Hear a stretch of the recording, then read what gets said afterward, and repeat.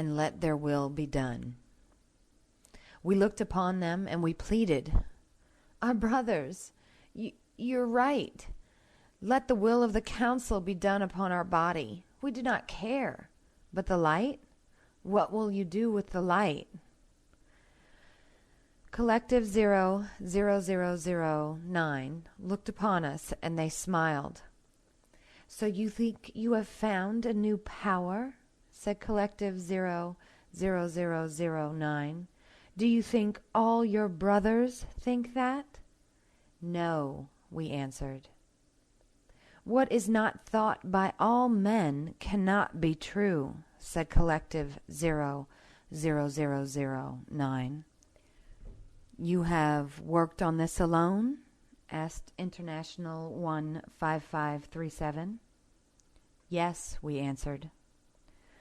"What is not done collectively cannot be good," said International 15537. "Many men in the homes of the scholars have had strange new ideas in the past," said Solidarity 81164. "But when the majority of their brother scholars voted against them, they abandoned their ideas, as all men must." "This box is useless," said Alliance 67349. "Should it be what they claim of it," said Harmony 92642, "then it would bring ruin to the Department of Candles. The candle is a great boon to mankind, as approved by all men. Therefore it cannot be destroyed by the whim of one." "This would wreck the plans of the World Council," said Unanimity 29913. "And without the plans of the World Council, the sun cannot rise. It took 50 years to secure the approval of all the councils for the candle, and to decide upon the number needed, and to refit the plans so as to make the candles instead of the torches. This touched upon thousands and thousands of men working in scores of states. We cannot alter the plans again so soon."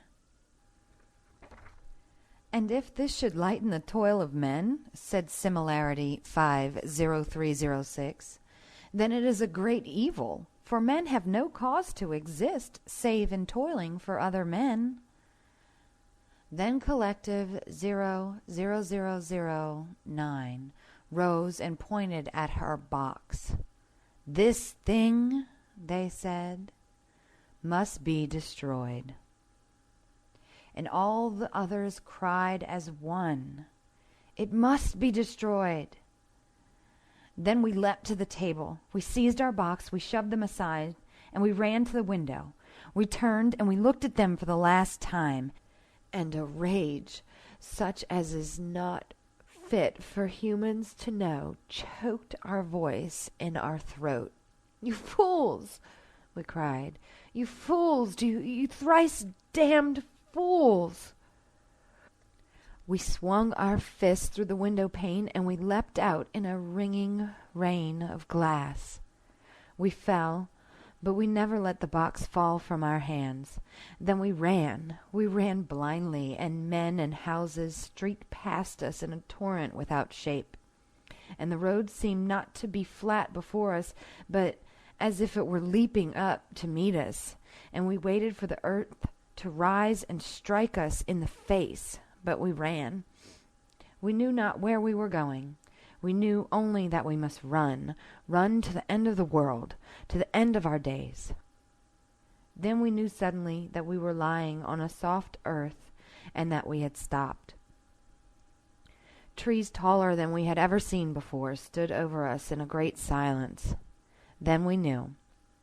We were in the uncharted forest. We had not thought of coming here, but our legs had carried our wisdom, and our legs had brought us to the uncharted forest against our will. Our glass box lay beside us. We crawled to it, we fell upon it, our face in our arms, and we lay still. We lay thus for a long time. Then we rose, we took our box, and walked on into the forest. It mattered not where we went. We knew that men would not follow us, for they never entered the uncharted forest.